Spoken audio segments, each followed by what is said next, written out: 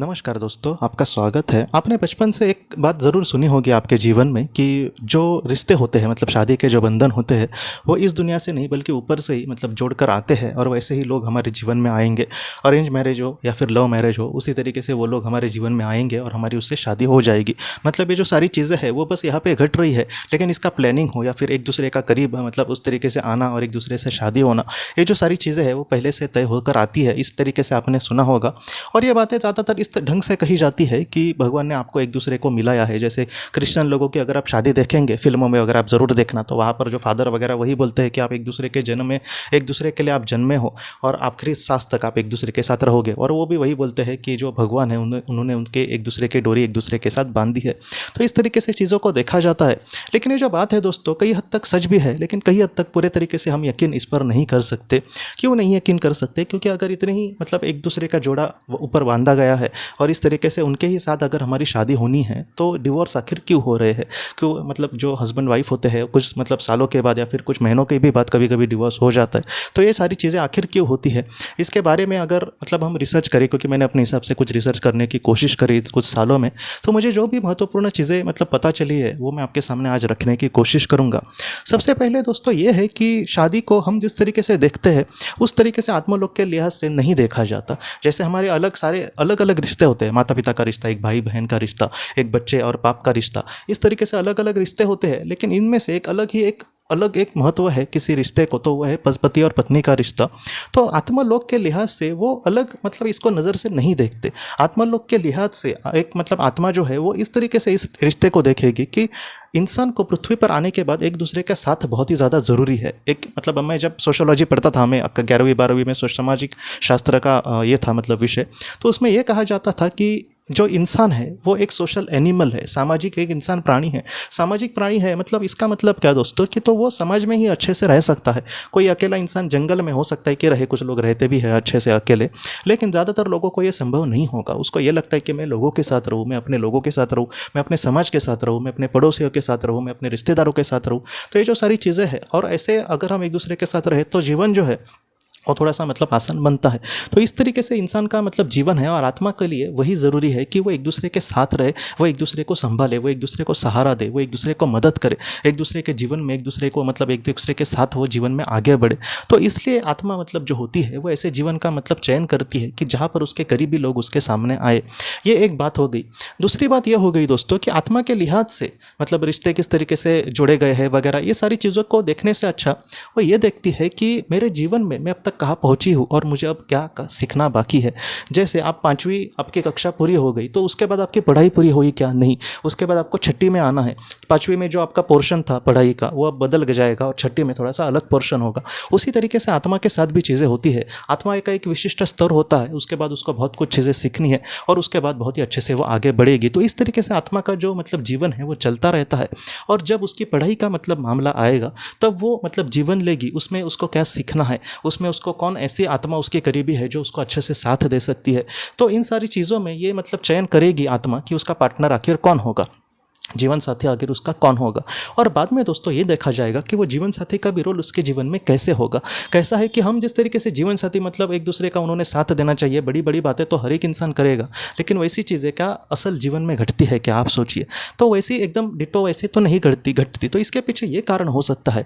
समझो कोई पति पत्नी है और उनका बाद में मतलब 1-2 साल के बाद उनमें झगड़े हो रहे हैं और एक दूसरे से अभी वो दूर जाना चाह रहे। तो ऐसे में क्या होता है दोस्तों कि वो जो आत्मा थी उसके लिए इन सारी चीज़ों को संभालना वो महत्वपूर्ण था कि वो इस रिश्ते को किस तरीके से संभालते हैं।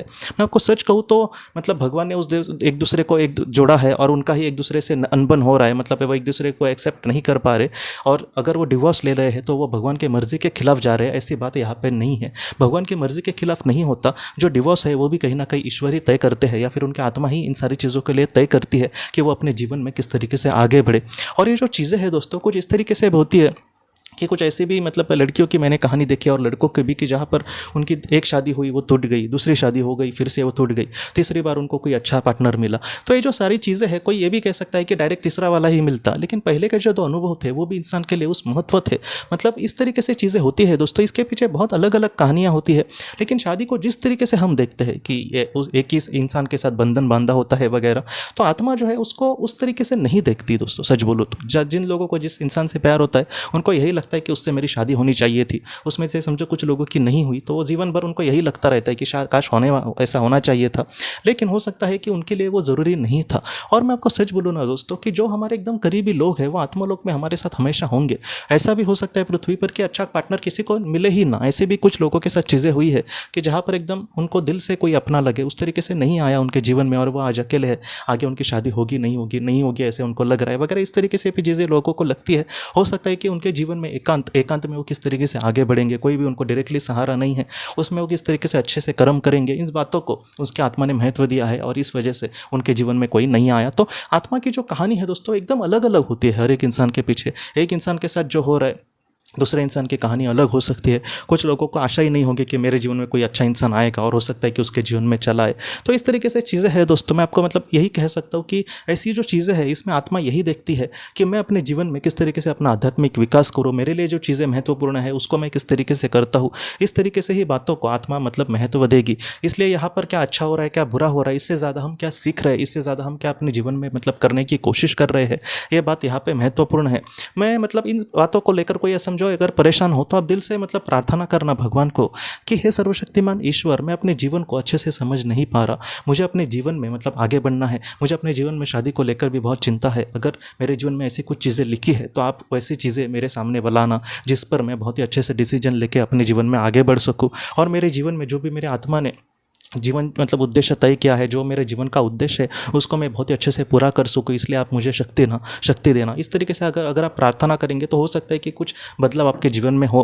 प्रार्थना करने के बाद ही वो बदलाव होंगे ऐसी बात नहीं, लेकिन इस तरीके से आप ज़रूर कर सकते हैं दोस्तों। क्योंकि बहुत बार हम भगवान को कहने के बाद हो सकता है कि वो चीज़ें हम मतलब वो चीज़ें घटती जाएंगी और उसको हम उस रूप में देख पाएंगे। क्योंकि कभी कभी किसी इंसान के जीवन में चेंजेस होते हैं लेकिन वो उस तरीके से नहीं देख पाता। मैं आपको एक सच्ची कहानी कहता हूँ कि एक गाँव में एक मतलब बहुत पुरानी घटना है, 2-2,500 साल पहले की ये घटना थी।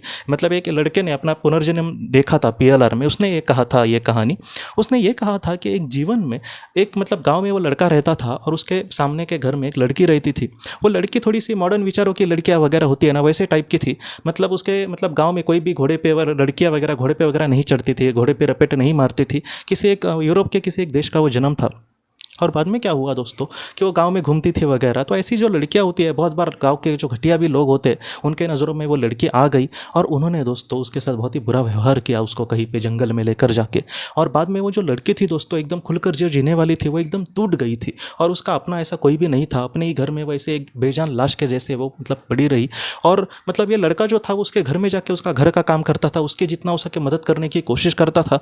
लेकिन वो जो लड़की थी दोस्तों एकदम जिंदा लाश जैसी बन गई थी। मतलब सामने उसके क्या चीज़ें हो रही है वो भी उसको पता नहीं था। और बाद में ऐसी ही मतलब अवस्था में ये जो लड़का था उससे दिल से प्यार करता था और उसको लग रहा था कि मैं उसको बोलूँ कि तुम्हारे साथ जो भी हुआ वो छोड़ दो, हम नई शुरुआत करते हैं, हम एक दूसरे से शादी करके मैं तुम्हें जितना हो सके खुश रखूँगा। लेकिन वो जो लड़की थी दोस्तों वो मतलब वो एक बोलते हैं ना कि वो मर ही गई थी। बस देखने के लिए जिंदा थी, लेकिन इन सारी चीज़ों में वैसे ही वो लड़की ने पूरी ज़िंदगी मतलब काटी और एक दिन वो चली गई। जितना हो सके इस लड़के ने हमेशा उसको मदद करी और बाद में वो चली गई। तो इस तरीके से उस लड़की की आत्मा जब आत्मलोक में चली गई दोस्तों, तब उसको ये पता चला कि उसके जीवन में उस लड़के को अगर वो चॉइस कर लेती तो वो अच्छी ज़िंदगी जी सकती थी, एक शांति भरी ज़िंदगी जी सकती थी। हाँ, एक बहुत ही बड़ा दुख से उसको गुजरना पड़ा, लेकिन बाद में वो शांति से जी सकती थी। उसको ये भी पता चला कि वो भी दुख उसके सामने क्यों आया, लेकिन उसका एक डिसीजन गलत था कि जहाँ पर उस लड़के को उसने ज़रा भी तवज्जो नहीं दी।